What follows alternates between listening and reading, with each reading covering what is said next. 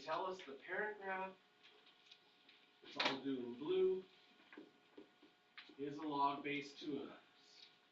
So you say to yourself, well, I know that every parent graph of a logarithm has an asymptote at x equals 0. I know that every log graph has the point 1, 0, and every parent graph is going to have its base. In this case, it's 2, and if I plugged in 2 for x, the exponent for sure would be 1. And this is my log base 2 of x graph. These graphs have asymptotes.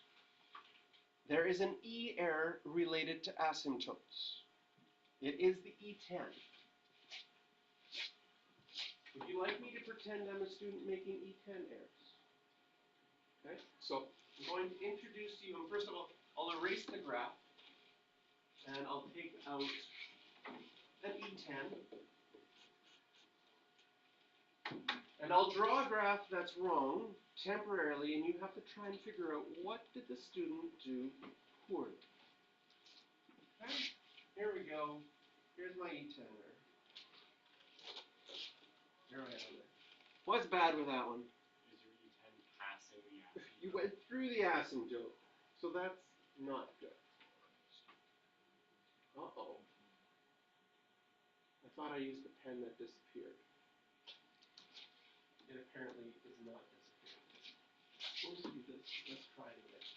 Here's another E10.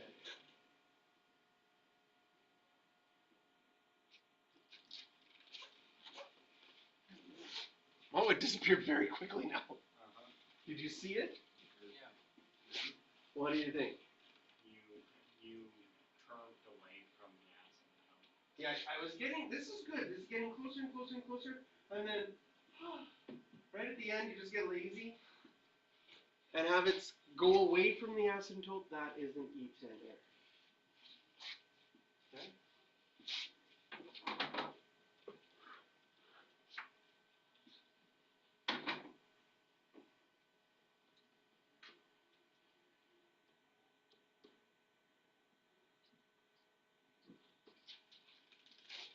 Another E10 error. You didn't draw it. It's there, and this is notorious, especially when it's on the axis. You're like, oh, I've already got the axis there. Do I have to draw with a dotted line on top? Yes, you still do. So those are E10 errors. We can avoid the E10 errors by just making sure you're getting closer.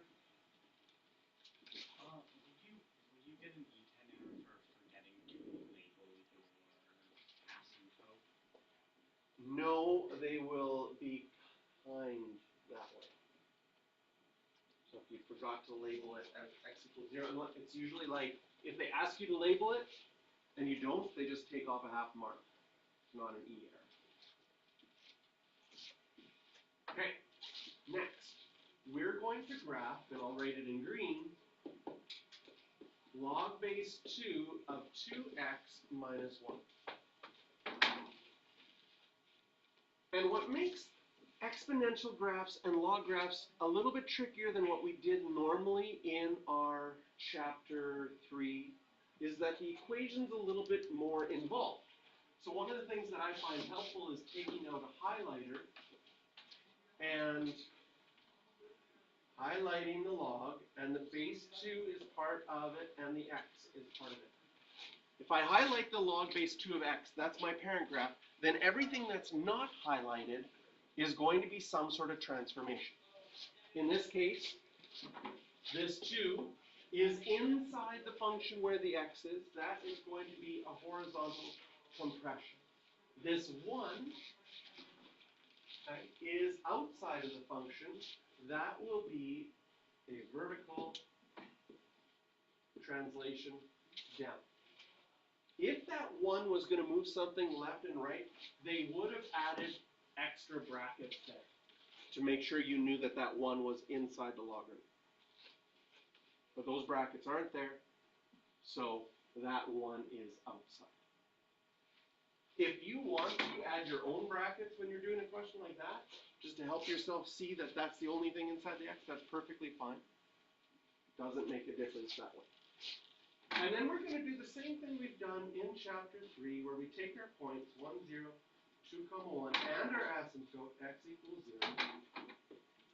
Do stretches and compressions first, then translations second. So my x is going to get multiplied by half, because x's are liars.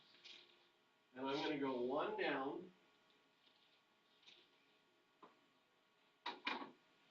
That will change my point to 1/2, 0, and 1, 1, and then 1 down, I'd have 1/2, -1, and 1, 0.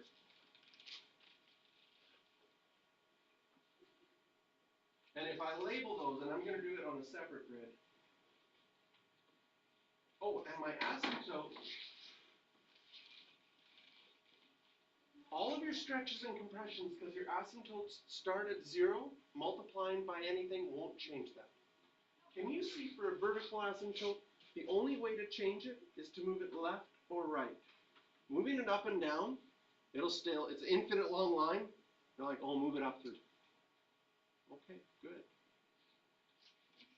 Right, so in this case, since we're not moving left or right, it's going to stay at x equals 0. So we go to graph. Add our asymptote in. X equals 0. Label our points. So we have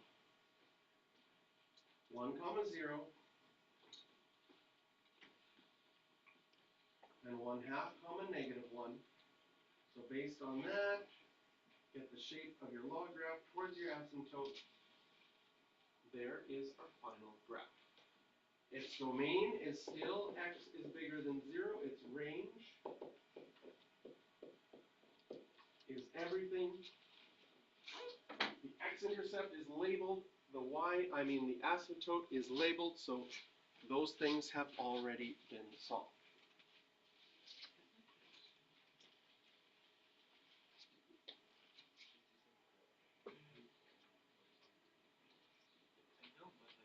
It almost looks identical, doesn't it? It has the same 0.1, 0. The question is if you plugged in 1/2 in for x here, would you get a -1? Yes, you would. So then I can prove to you using log. Do you want to know why they're exactly the same? It's kind of fun.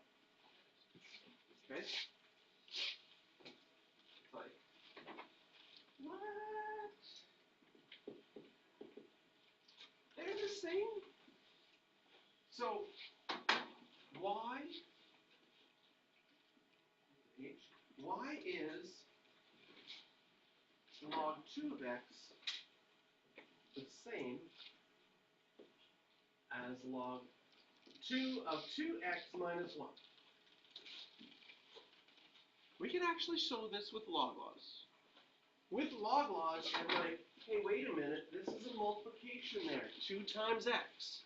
So I could play around with this. I could rewrite this as log 2 of 2 plus log 2 of x, and then I still have the -1, right? Because this part here in purple, and log 2 of 2 is 1, so then I could play around with that and say this is 1 plus log 2 of x minus 1, and then 1 minus 1, I know, it's pushing you to remember facts from previous years, but it's important. That's 0, and we just get log 2 of x. Crazy. But cool.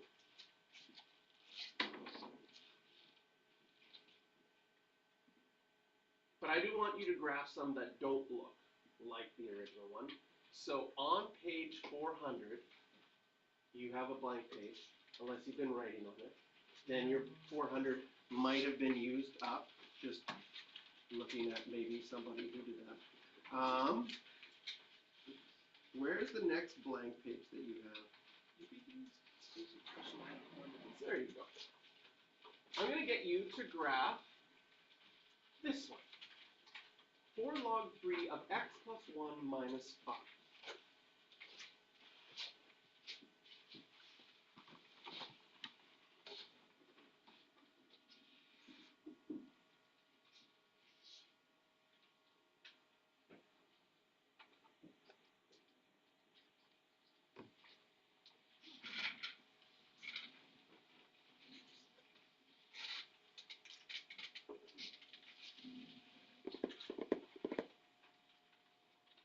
Do you want to smell it first, Willie? Just to, oh, I should pause the video.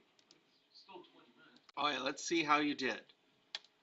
So that 4 is going to be a vertical stretch, that 1 a horizontal translation, and that 5 a vertical translation. So if you took your original log 3 graph, which would have 1, 0, and 3, 1, took those points and the asymptote, did your stretches and compressions first, translations second, those will be the points that you'll get, and draw those points and your asymptote, and you have your graph. I'll leave that up for a bit. Here's the next one I want you to graph.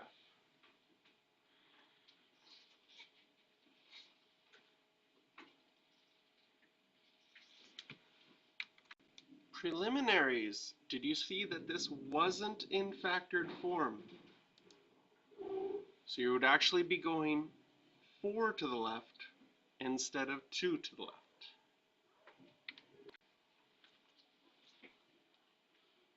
All right, if you want to check how you did, your 1 point would be 2e minus 4 comma minus 1. Your other point, negative 2, negative 3. Here's your regular e to the x graph. Natural log of x graph. And this is what your final graph should look like.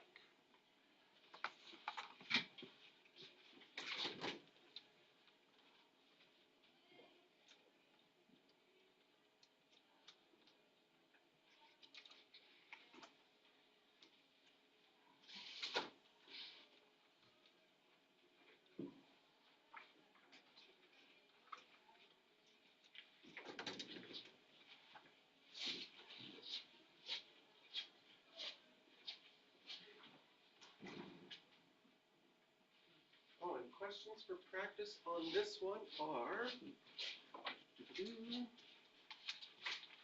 8, 9, 10, and 11.